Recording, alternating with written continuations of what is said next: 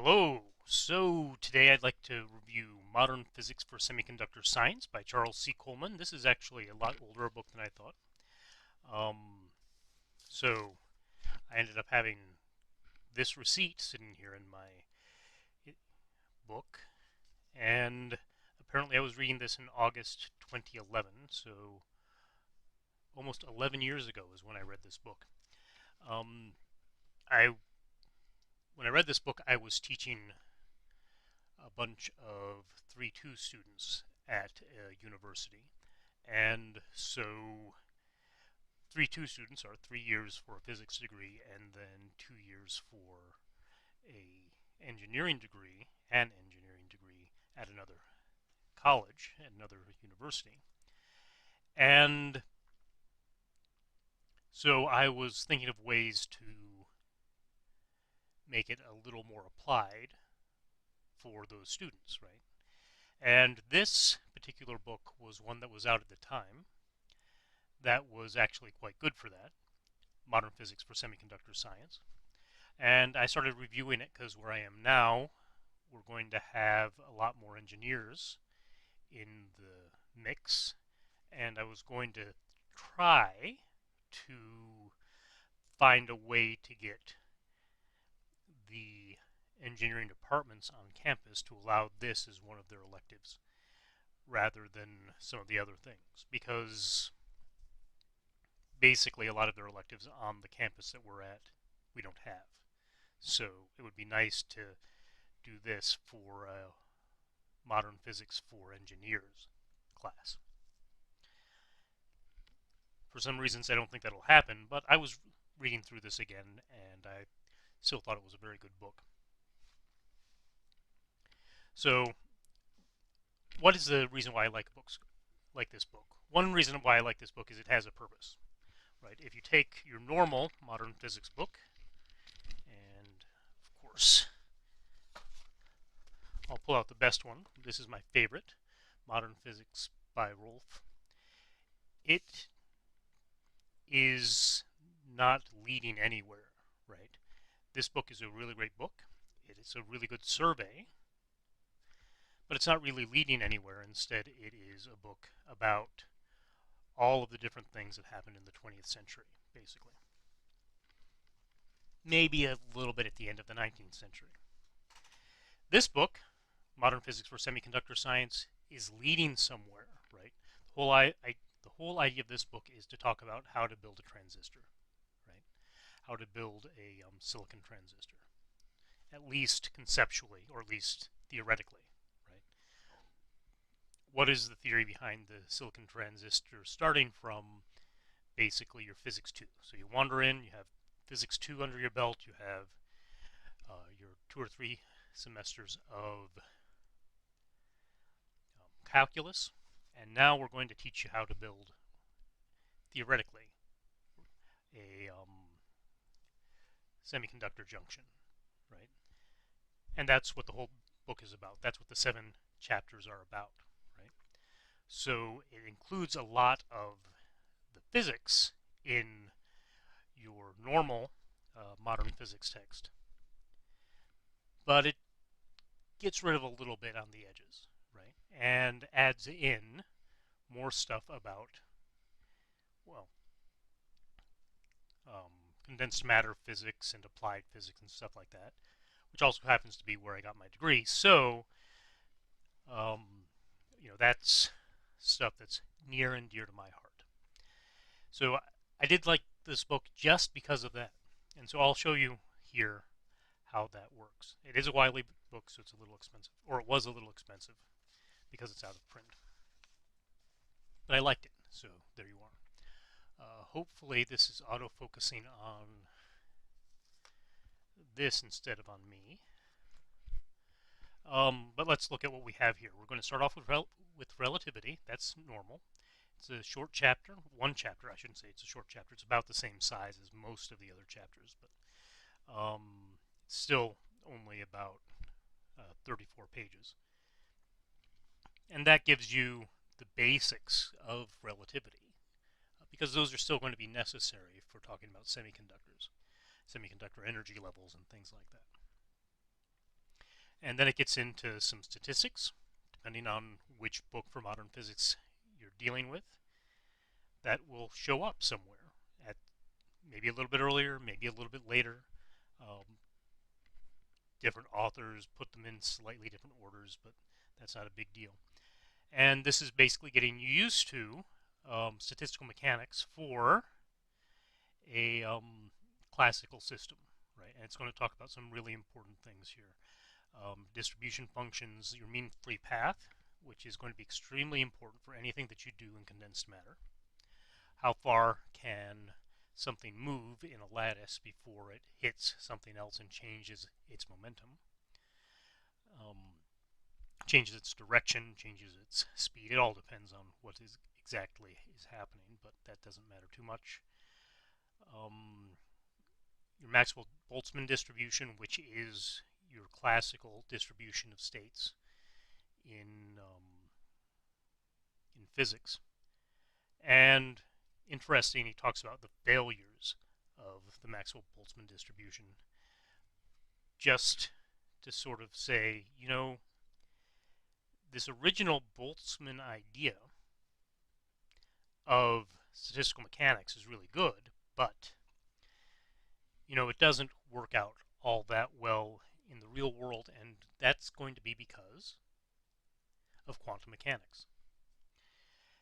Really, when we're talking about mean free paths, we're talking about electrons or something that's analogous to an electron in a condensed matter environment.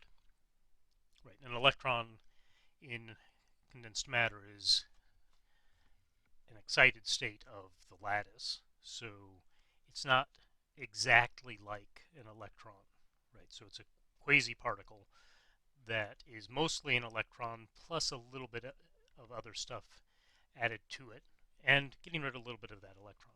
So a really weird concept. That is not going to show up in this book. That's going to show up when you do statistical mechanics proper. Statistical mechanics proper will assume you've had quantum mechanics, which is chapter 3.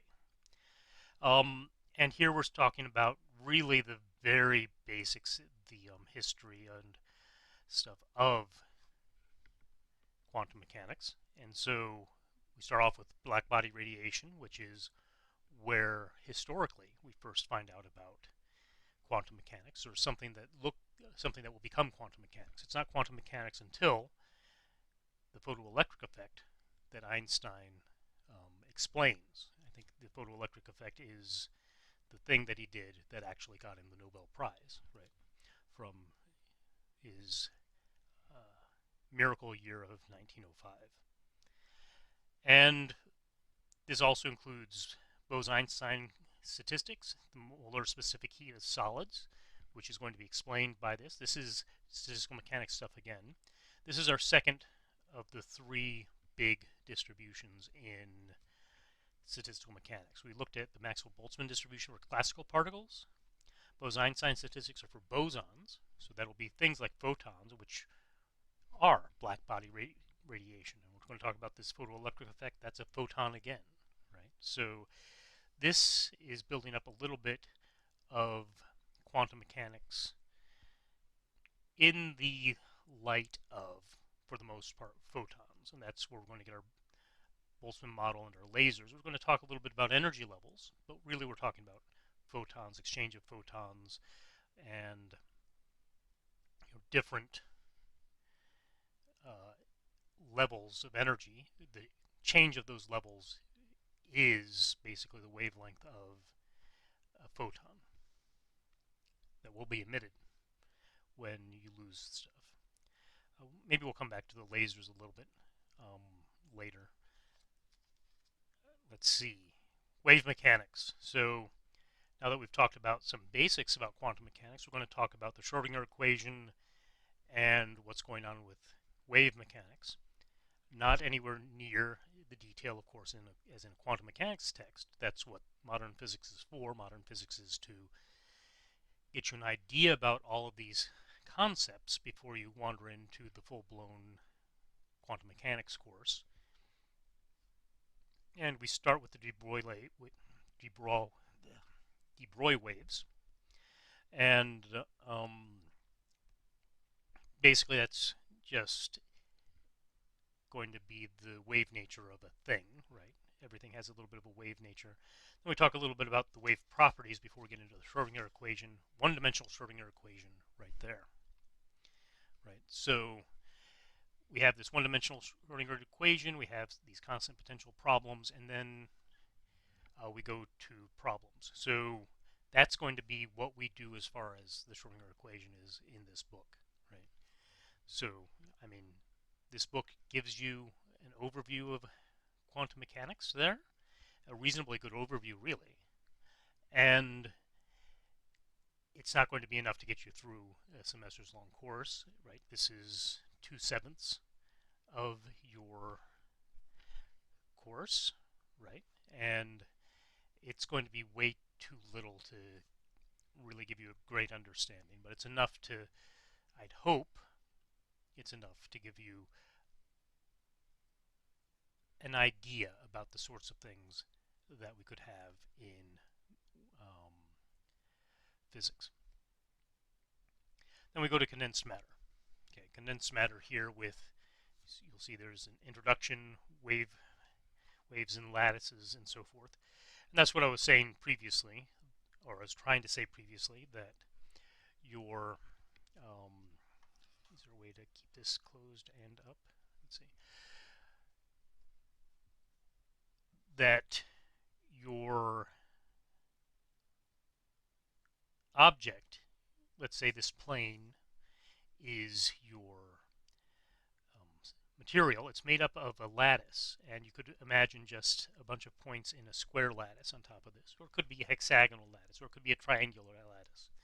Probably a triangular lattice on a two-dimensional thing. Don't usually use two-dimensional stuff, but sometimes we do. Sometimes we do. And now we're going to talk about what happens when you, say, wiggle this atom, and that wiggles this atom here, which wiggles that atom, and that atom, and that atom. So you have these collective oscillations, right? It's like being in a, well, it's exactly like being in a string, except, the locations of each of these atoms are pretty tightly bound if you're in, say, a metal or a semiconductor, normally. Depends on metals and semiconductors, but for most metals and semiconductors, a nice solid lattice that isn't particularly elastic. But for all things, your mileage may vary. So you have all these guys here. You start wiggling this guy around. You wiggle all of the other atoms in that lattice. And those excitations, those waves in the lattice are called phonons.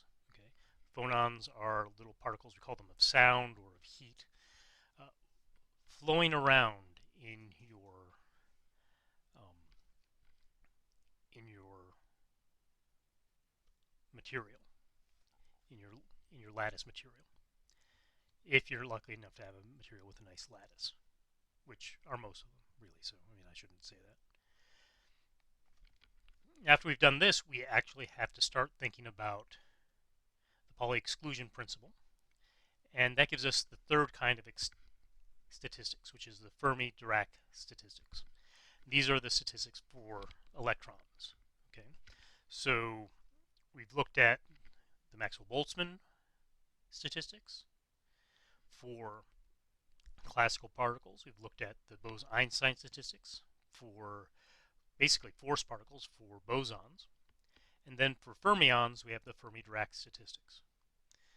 The boson, Bose-Einstein, fermion, Fermi-Dirac, that's not coincidental. That is sort of definitional. Okay, so that's an easy way to remember which kind. So for our systems, that means basically electrons. And remember, the exclusion principle is why when you have an atom, you're filling up spins in opposite directions in each of your energy levels. Because every single state can only have one particle in it. Okay, so if two states cannot, or two particles cannot have the same state, that's what makes them fermions. Bosons can have two particles in the same state. That's what makes them bosons. Both fermions and bosons are indistinguishable particles. That means that you can't tell one from the other. There's no way to mark them. There's no difference between them, really. So that changes the statistics. I've probably talked a little bit about this book previously. Ian Hacking's The Emergence of Probability. He has a really great story in this book. That story is about, well, I'm going to tell the story, I'll leave it here. That story is about Leibniz. So Leibniz decided to analyze the statistics of dice. Okay. And the statistics of dice are, you have two dice and you roll them, right? And you have maybe a red die and a blue die, and you add them up, and that number is what you have as your roll on the table, right, on the craps table, let's say. So Leibniz was analyzing the statistics of those two dice. Those two dice are identifiably different, right? And because they're identifiably different, 2 on the red die and the 3 on the blue die is different from the 3 on the red die and a 2 on the blue die. You get 2 counts for each one of those different ways to make 5. And the same thing with 1 and 4. 1 on the red die, 4 on the blue die is different than 4 on the red die, 1 on the blue die. Whereas for a boson, when you have these identical particles, it's different. You don't have red and blue dice, you have 2 different white dice. So a 1 and a 4 is the same as a 4 and a 1. That doesn't really work out with real white dice, right? But what you could imagine is if you roll a die, that first die has a number from 1 to 5, and then when you roll the second one, that second one can only go from whatever that maximum was to 6. So if you roll a 4, that second die can only roll a 5 or a 6. And I shouldn't have said that because I didn't do the statistics. That might actually give you a more interesting probability distribution than actually what's happening. But really what that does is it changes the number of different possibilities, right? So that changes everything except for the doubles, right? So that actually does change the way I should have said that. But that changes everything except for the doubles. So that there's the same probability of getting all the doubles. So we have there are 6 doubles that you can roll. 1, 1, 2, 2, 3, 3, 4, 4, 5, 5, 6, 6. And there are 30 other possibilities, right? Because there are 36 total other possibilities. For all those 30 other, if you have all 30 of those other possibilities, that is your Maxwell-Boltzmann distribution, and that's how you analyze the likelihood of getting different rolls on those dice. So, getting a 1 and a 5 is already twice as likely as getting a 5 and a 5, right? Because there's only one way to get 5 and 5, whereas there are 2 ways to get a 1 and a 5. With the Bose-Einstein distribution, or with the rules associated with that, the selections, 1 and 5 and 5 and 1 are the same, which means that getting a 1 and a 5 has the same likelihood as getting a 5 and a 5. So, of those 30 non-double rolls,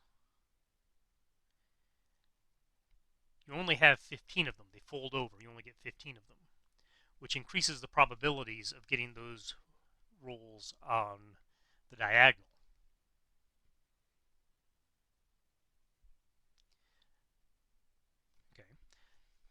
when Leibniz was analyzing die rolls, the rolls on two dice, that is exactly what he did. Is he said there's no difference between getting a 1 and a 5 and a 5 and a 1. So rather than analyzing something with 36 different possibilities as far as the two dice come out, he analyzed something with 21 different possibilities. So the doubles were much more likely in his analysis. And that changes the probabilities of every single number, except perhaps 2 and 12. 2 and 12 will have the same probability, but all the rest of them have different probabilities. So when Leibniz analyzed your dice game, he was using quantum dice. So that was the fun story from Ian Hacking.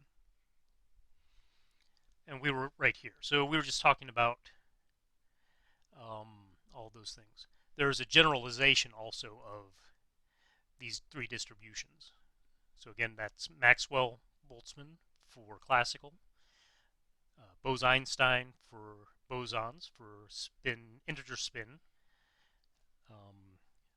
elementary particles, and this Fermi-Dirac statistics for fermions for half-spin elementary particles like electrons.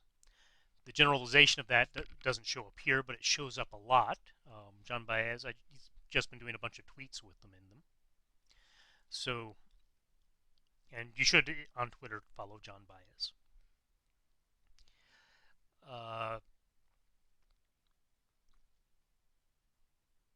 That's called the Gibbs distribution. And what that does instead is it does some advanced math and puts an operator in the distribution function. And depending on the Hamiltonian for your system, depending on the energy function for your system, it gives you the proper distributions just from figuring out those states. So we've done the Pauli exclusion principle for Fermi-Dirac statistics. That gets us into free electron theory. Now you're wondering, what is all this free electron theory? Well, that gets us to a semi-classical, at least, idea about what's going on with the current, right? We're talking about currents now. Now we have currents. Now we can talk about electrons moving in things. And so now after we've done that, we can talk a little bit about superconductivity, which is the which has pairs of electrons, Cooper pairs, reducing the resistance basically to zero of currents flowing through your material. And then you have band theory, and band theory is how physicists in the long run, probably not so much in this, well, actually in this particular system, we need to get to band theory because we want to talk about superconductors. And band theory is how physicists talk about electrons moving in lattices, because the lattice changes how things move, and the bands are different in different materials. So chapter 6 is all about semiconductors and basically how to make them, intrinsic and extrinsic semiconductors, you see there, and basically how the band theory distinguishes semiconductors from insulators and metals. In a way, semiconductors are really just really bad insulators, but they have particular properties that make them interesting, so that makes them not really bad insulators. There's a energy level in the middle. And then we get to semiconductor junctions. This is where we're talking about making actual semiconductor devices. Although first Coleman talks about metal-metal junctions, which are not semiconductors at all, but they are things like thermocouples. So you can make things that are sensitive to temperature changes using metal-metal junctions, and there are a lot of applications for that. But the big one is thermocouples, so that you can have an actual temperature sensor, right? It's a very accurate temperature sensor, which is a lot better than, say, an old mercury switch, which was the temperature sensor in old non-electronic, non-electronic thermostats. Very cheap. Used to be very cheap, but the mercury switch is not super accurate. Whereas this metal junction is really accurate. And after you've seen the metal junction stuff, then you can go and talk about metal superconductor contacts, Schottky junctions, and then you get to your real diodes, your semiconductor PN junctions. I mean, he doesn't get to FETs. That's a little sad. Maybe pushing a FET in there would be all right, but maybe that would be a little too much for a sophomore. Okay, so that's all interesting. Let's show a couple of these things. 294. Let's see. So you can see this is real math. Oh, I even underlined the conductivity in there. That's good. Conductivity is very important.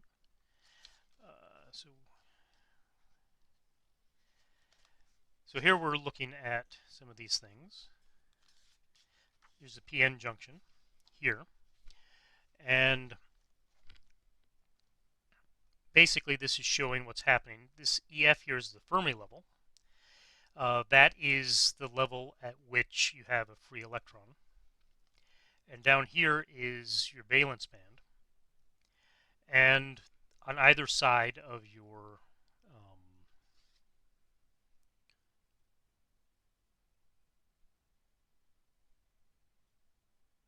junction between the two semiconductors, you have basically different physics going on in a way.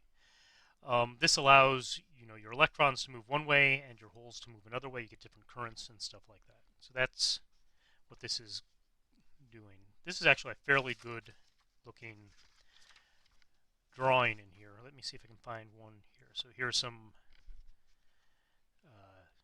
perfectly good plots for phase diagrams for superconductors. There are a couple of places in here. Here you go.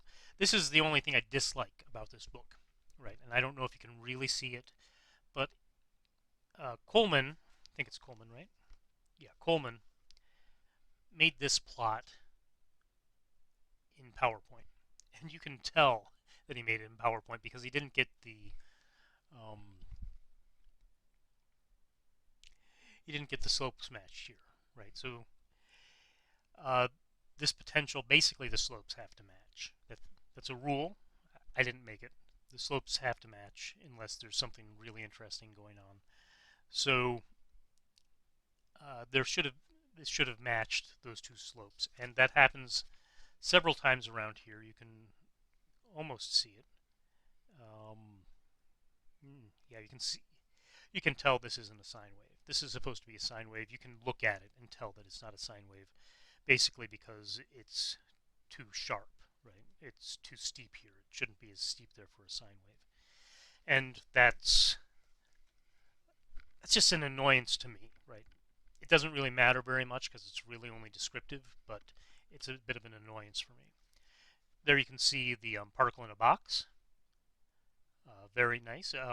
Maybe could have used a little constructive criticism. Could have used another line in there or two.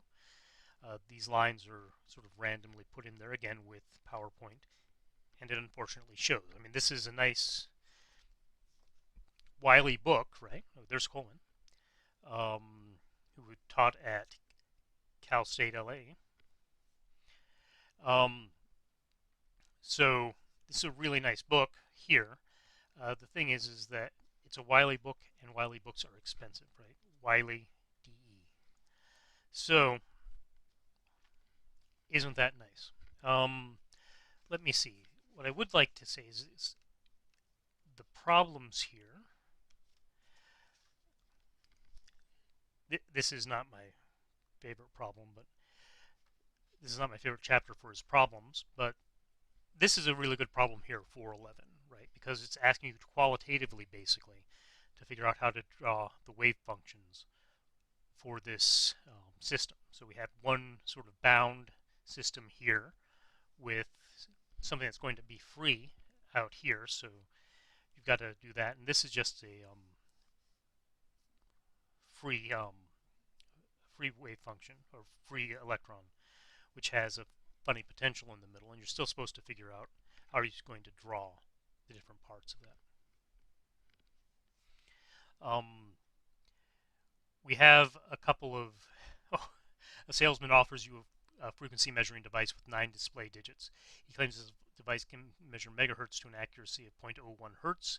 To make the device more reliable, it updates its readings once per second. What is the actual accuracy of the device? Very nice, right? This is asking you to figure out something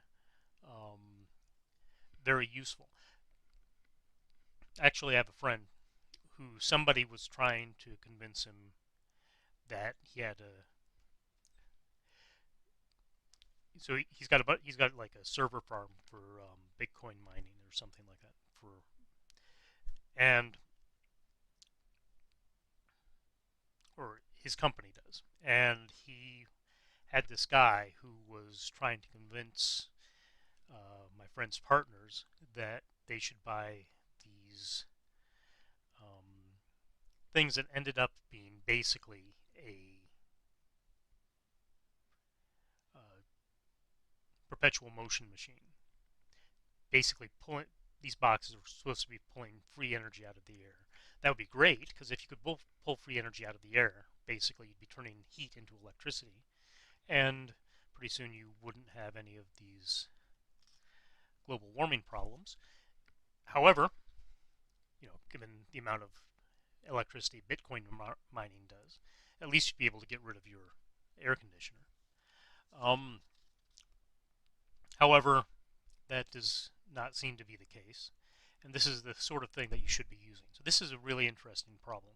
Next one I'm not so fond of because it has the mean wizard. So we've got a few of these that are very nice. So there are some problems like this one that are more standard mathy stuff, but especially if you come down here, you've got thermal motion of atoms, multi-channel analyzer here, very nice. Assume you've been hired as a venture company to help analyze possible alien signals from space. Distribution of free electrons in a metal and so forth and so on, find the average energies. So a lot of these are fairly applied problems, and I like that a lot. So I do like this book a lot. A lot of good problems, a lot of interesting things going on in it. Has a goal, right? Isn't it nice if your class actually has a goal? We're trying to get to explain semiconductor devices, at least the basics of semiconductor devices, right?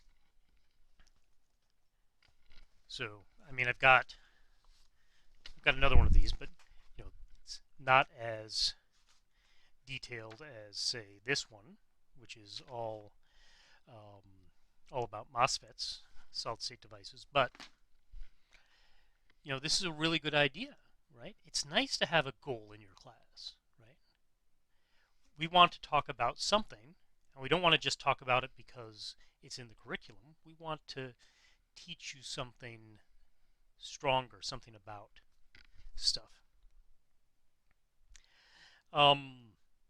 So it's a shame, I think, that when I was looking at this book is no longer in print. So I will put a link to sort of used copies, but I don't know how long they'll last, and I don't know how long they'll be there. I don't know how much they'll cost. But as far as I know, this book isn't in print anymore. As soon as I find out it is in print, if it ever is in print again, I'll link to them. Now, there is a book that is in print that is similar, but I haven't completely read it, and I think it's a little more complicated. I think this is fine for sophomore or first semester junior year course. There is another book by Singh, Modern Physics for Engineers, which has pretty much the same idea. That is, it is not going to tell you about the secrets of the universe, right? If you want to find the secrets of the universe, Rolf is going to tell you the secrets of the universe. But it will teach you how modern physics relates to basically everything that you use, right? If you're watching me right now, you're dealing with solid state stuff. Remember I talked about computation, lectures on computation?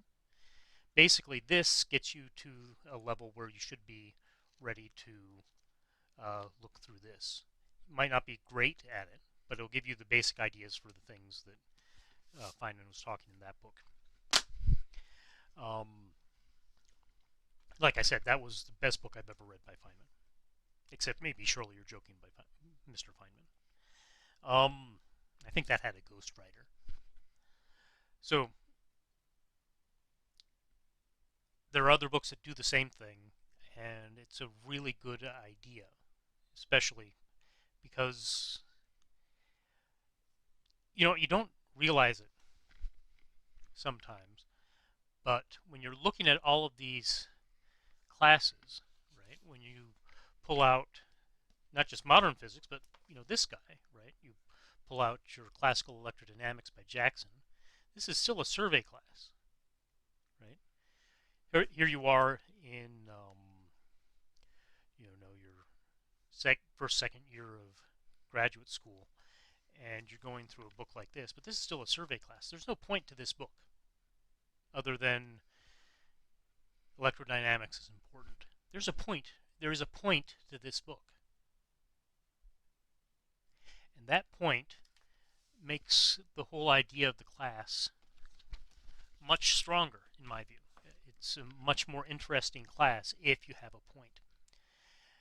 And I think I've probably gone off on that a couple of times in other things. Even with, when I talked about Moore's books, Moore's first year physics books, they have a point, right?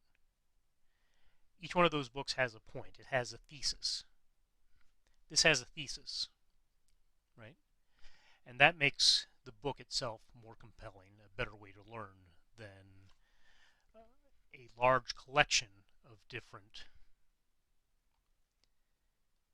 aspects of something, right? It's a much stronger thing, or at least that's my feeling coming at it from the other side. It might not be that much fun for students. I know that when you start adding applications and things, it gets a lot more difficult. Okay, so there it is. Been a long time since I went through and did a review. This guy I had sitting next to my computer for, well, since before the summer started, and I've got 2 weeks before, maybe a week and a half before classes start. So I have been wanting to get more of these done. I've had one or two little problems. One is finding time. The other is I don't even remember which books I've reviewed. So I'll be putting some more of these out. There are a couple others I'd like to go through. I started but never finished putting together a list of all of the different books that I have already reviewed, so that one, it'll be easy to find. So it'll be a web page. It is a web page. It's just not completed yet. And so I can look at it and I say, oh, wouldn't it be nice to review quantum dissipative systems? That'd be fun, right? Well, yeah, that would be fun, but did I do it? I don't know. Actually, I do know for this one. It doesn't meet my criteria for review, which are basically, have I read it from cover to cover? If I haven't read it from cover to cover, I don't talk about it to you. So that is Modern Physics for Semiconductor Devices. Thank you very much, and I'll get another one to you sometime. Bye now.